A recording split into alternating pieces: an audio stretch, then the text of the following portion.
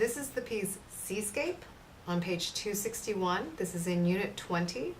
I'm going to play through the entire piece under tempo so you can see exactly where to move your hands. There are a couple of tricks with this piece. First of all, you start off in the bass clef for the first two lines. For both hands, you start off in the bass clef. And then for lines 3, 4, and 5, you'll see both hands moving up into the treble clef. You'll keep moving up from bass clef into the treble clef throughout the rest of the piece. And the second thing that's a little unusual about this piece is you're actually supposed to use two pedals. You are going to use the una corda pedal. They call it the soft pedal, but it's really the una corda pedal, which is the pedal on the left. And then you're also going to use the damper pedal on the right side. Notice at the beginning it says to use pedal, and then in measure 5 to release the soft pedal.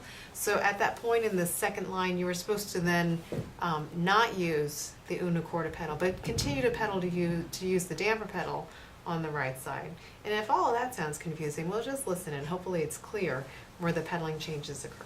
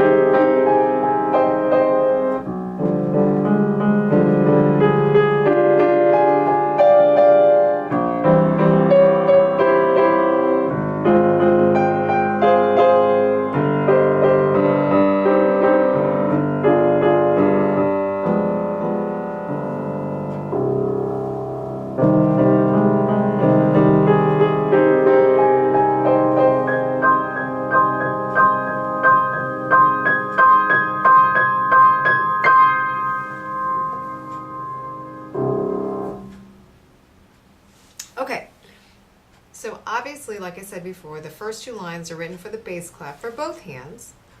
And you are, if you noticed, when your left hand goes and crosses over to that A flat, you are quite close to that C minor chord. You're actually going to be just a half step above where the right hand's resting. So your right hand's playing a C minor chord in the bass, and your left hand will be playing that A flat right above it. So it might feel a little awkward at first, having your fingers so close together. It's probably easiest if your left hand goes over your right hand in this case, rather than try to reach it underneath. Same thing for the next measure. Next two measures, you're still in a fairly close position. You have this A flat. The chord is slightly different. You have a G7 chord in your right hand. So again, close quarters for your hands.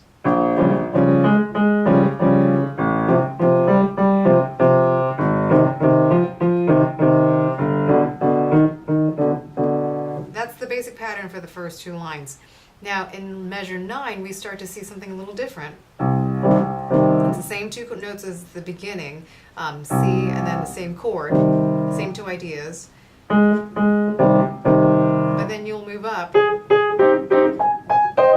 2 other octaves and repeat that pattern. So again, measure 9.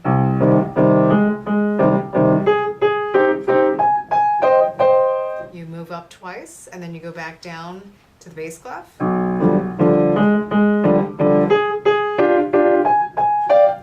Same thing there. So it might be smart just to practice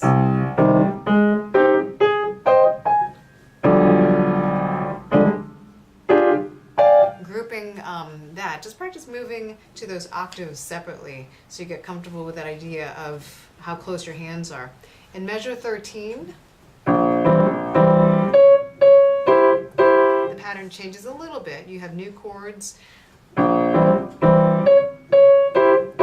your left hand has to jump a little bit higher than it has been doing so far. And now in measure 15, your right hand stays in the treble clef. You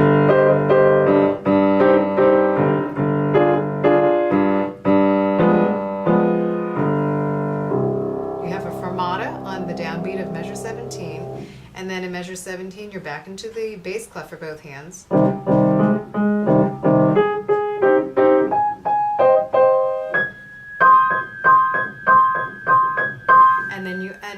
octave higher to finish out the song. And of course you have those low Cs at the end. Because there are a couple of things to make sure mentally you know where you are. There's just a lot of places where you have to move around and shift to. Okay, and again, that idea that your hands are fairly close as you're playing these chord patterns throughout the song. Once you're comfortable with that, you can start to work with the pedals a little bit more. It's a little clearer without the pedals. But again, at the beginning, you should technically be using both the una corda on the left and the damper on the right. And then in line 2, release the una corda pedal and just use the damper pedal for the remainder of the song. Here's Seascape again.